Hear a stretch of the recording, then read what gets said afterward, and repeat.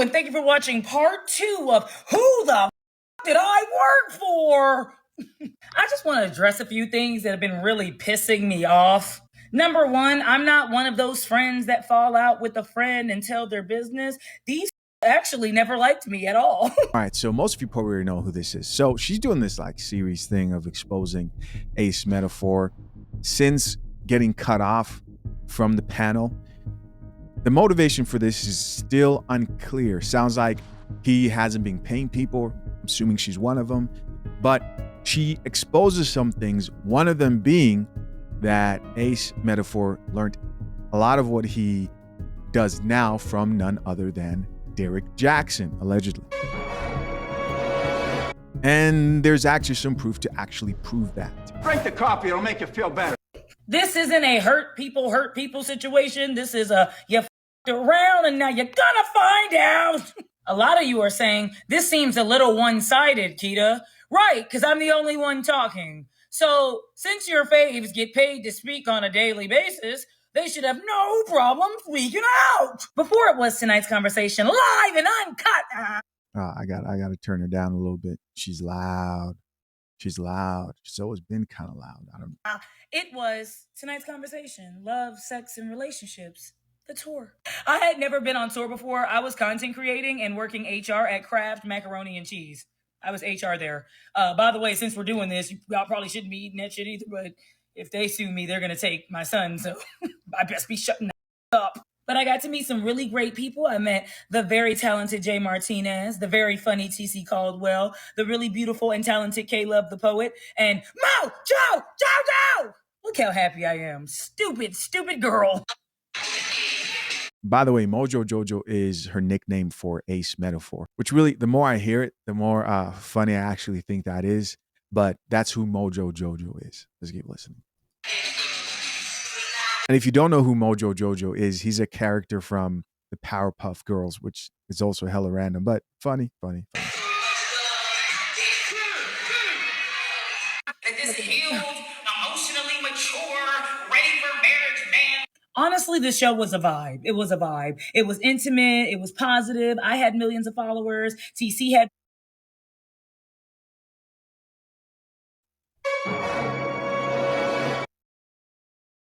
millions of followers, but he lost his page. And when he lost his page, Mojo Jojo said, "You're no longer valuable. Goodbye." This my best friend. And the reason why I'm in this predicament, she was following Mojo Jojo and couldn't believe he picked me to be on tour. So when Mojo Jojo hired me, he said that we were going to make a lot of money because he had done a lot of shows. This wasn't his first show. This was my first tour, but not his. He used to be on tour with, who's that? Apparently it started out a card game, but then they moved it to making content and then moved it on the road. I don't know. So one of the products sold on tour that made the tour and made him so lucrative is his card game. But word on the curb, allegedly is this was not his idea. A little birdie told me that the card game was his idea, but he just didn't know how to market it right. Good thing Mojo Jojo is a master marketer. Ooh. Unfortunately, this is going to be the end of part 2. All right, so I'm listening to this, and this just comes across like someone who's doing this out of spite. Now, I'm not here to defend Ace Metaphor. I'm just saying, this has been knowledge, it sounds like, all along, even before you got involved with him. It sounds like she doesn't regret being on the show because she says it was a vibe. So what is this really? Is this just a money thing? And now because the money didn't work out, you're now releasing receipts of people and ready to expose everybody and kind of, burning down the building along with her getting fired. Like I'm going to take everybody down with me, everybody I didn't like. As long as I was getting paid to be part of this whole tea party, it was okay. No, I'll have a tea actually. But the moment somebody said, "Hey, you're not allowed to the tea party. We want to drink tea without you." Now she's exposing everybody, putting people she didn't like on blast.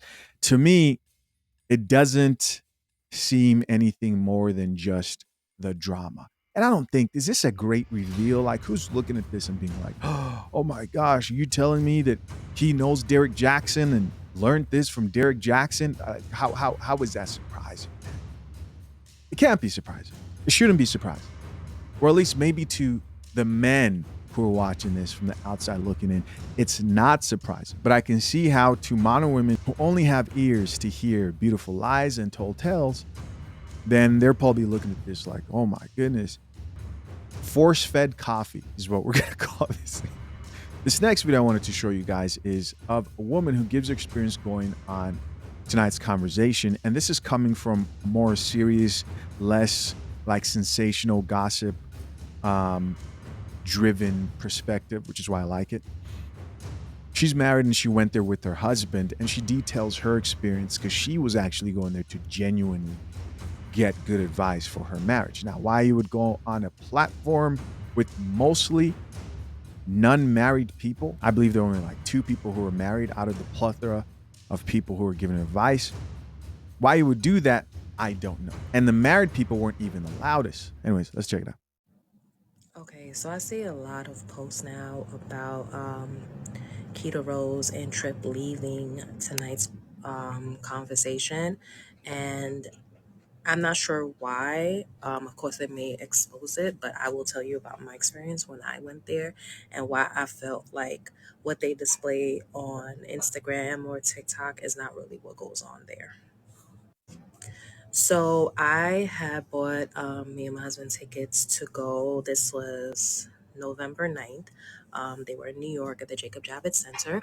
So I was like, oh, I'll see it all the time. And, they have great guests there. Some of the questions that people ask are really, really good. Right. So I'm thinking that this is going to be something serious, like, something to help relationships, at least for a little bit, give great conversation, give great advice. Mm-hmm. So I was like, babe, let's go. And he's like, okay, I've seen it too. So let's go. We send each other post about them. So why not? It seems like a good idea. And it's date night. So give us a reason to go somewhere. So we get there and it's cool. They have music playing. We're more like Jacob Javits Center, especially where it was, where they had their meeting room. It was pretty big, so we were more like in the back, but we could still see a screen.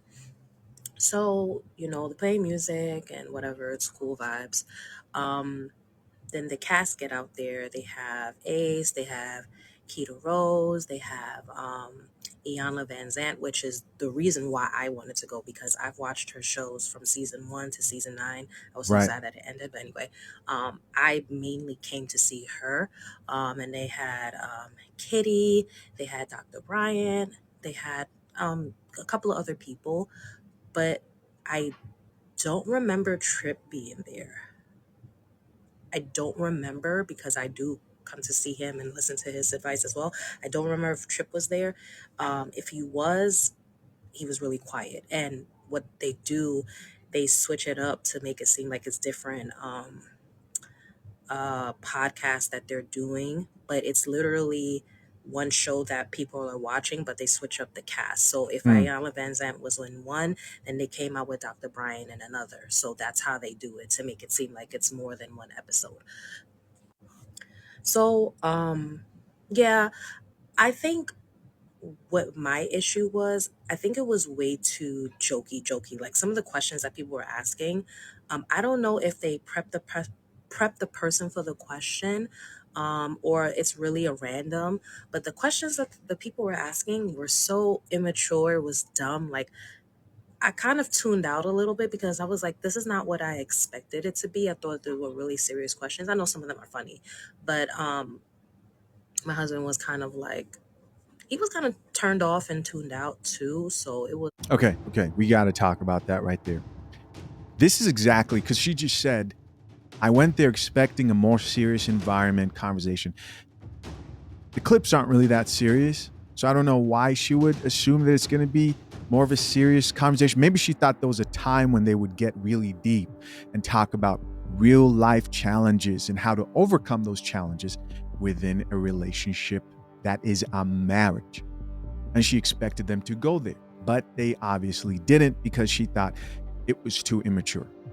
This is why I say that while you can still get good advice from people who may not be currently married or have been married, while you can still get nuggets, and you have someone like Trip who he'll share really great advice, especially when it comes to you working on yourself as an individual, communication. He's very introspective. Somebody said he's a really popular poet where he's from. If your goal is to build a stronger marriage or even to get married, then there comes a point where somebody won't be able to reach that depth of the type of advice that you need for the challenges that come with a marriage. They just can't. Their goal ultimately isn't the same goal you have, because there's going to be some places where they're going to fall short, because people date for different reasons. Some people just want to have a good time. The person who's just wanting to have a good time and just date and sleep around, if that's the life that they choose, they don't want to sit there and talk about how can we properly delegate tasks of who's responsible for what within the household, domestic labor. You're getting bored already. You're getting bored. But to people who are married, they're like, yeah, that sounds like a good time. They're bringing their notepads, pens out. That's real shit. That's real marriage shit. Who's going to clean the toilet? I did it last time. Who's going to do it today?